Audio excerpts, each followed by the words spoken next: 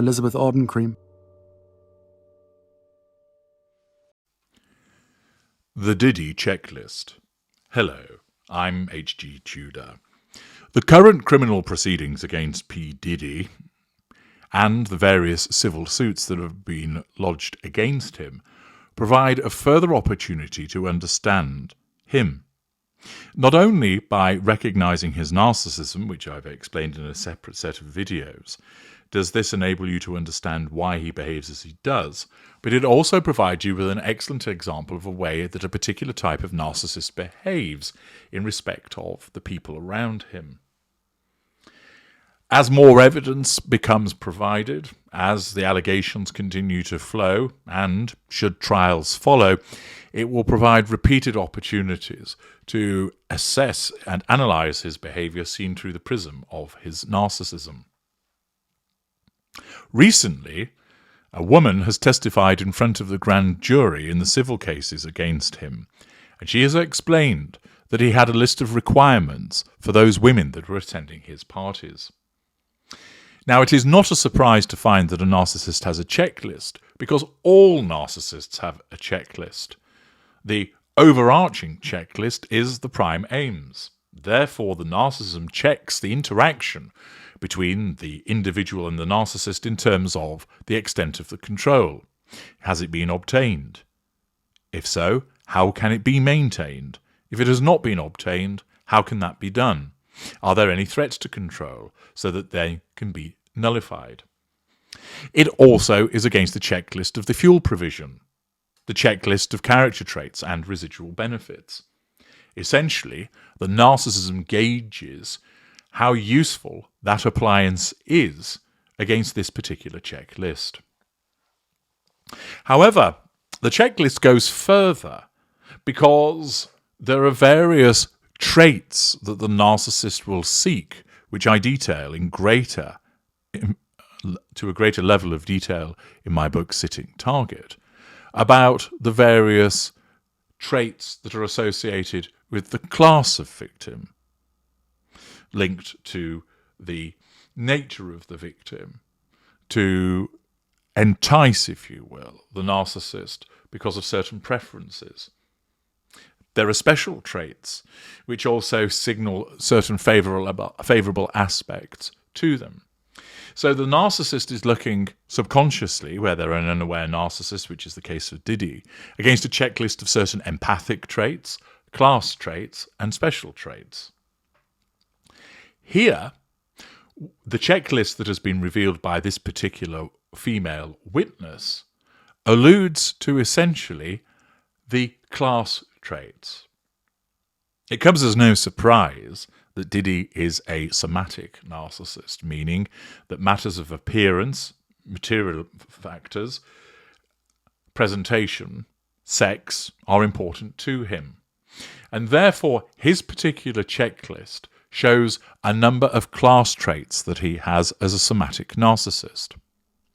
His requirements are as follows.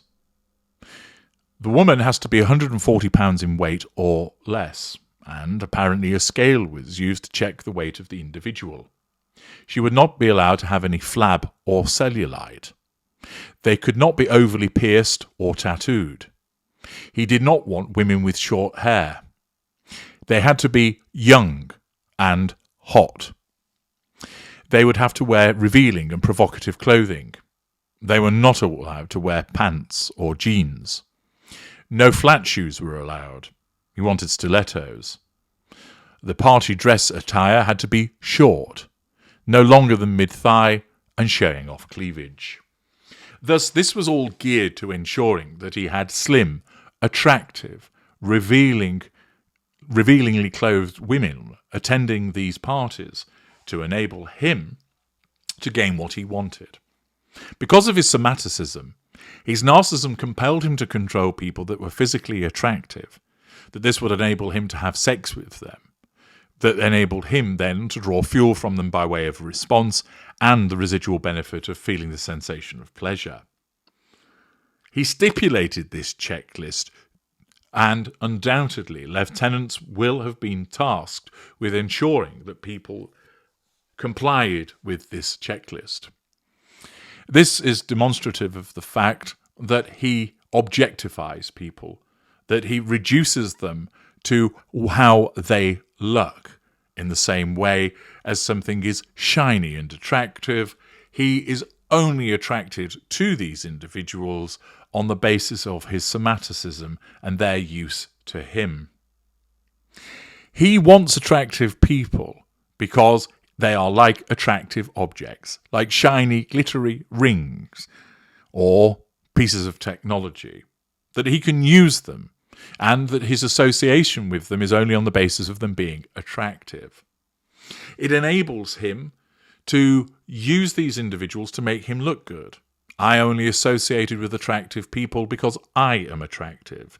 I only have sex with attractive people because I am attractive and sexually alluring. In order for him to engage in the sexual abuse of these individuals, they needed to pass a test of attractiveness to him because that was commensurate with his somaticism. Furthermore, he also requires these individuals to be attractive so that they attract other men to engage in sexual abuse, which P. Diddy can then watch. The fact is that some would describe him as having a sex addiction. He doesn't. As I have explained elsewhere and in detail in my excellent book, Sex and the Narcissist, which if you haven't read it, I would encourage you to do so. You can obtain it on Amazon or from the Knowledge Vault, link in the video description. Sex addiction is simply the behavior of a narcissist. Because sex is a major weapon of seduction, it is an excellent way of allowing a narcissist to control people, to draw fuel from people, to gain the residual benefit of pleasure. So that certain narcissists, particularly Somatic and elite in cadre, have a lot of sex. Sex is the avenue, the highway that gets to asserting control by having sex with a person, to drawing fuel by having sex with a person, to getting that residual benefit of pleasure by having sex with a person. And therefore, those that don't fully understand narcissism often talk about the fact that it's a sex addiction, when in actual fact it's not. They're addicted to the prime aims, and sex is just a means of getting to those prime aims, which makes it look like they're addicted to sex. The fact is that he stipulates this checklist because it's driven by his narcissism. All narcissists checklist against the prime aims. All narcissists have a checklist with regard to empathic, class, and special traits. It doesn't mean that every single trait has to be there, but that is what the narcissist operates against. And it's clear that P. Diddy not only had this list driven by his narcissism, but he articulated this list to others as a means of vetting those that would attend his parties, and this is what was described by one of the witnesses. Again, by understanding his narcissism, this helps you understand why he had this list and why he behaves in the way that he does. I'm H.G. Tudor. Thank you for listening.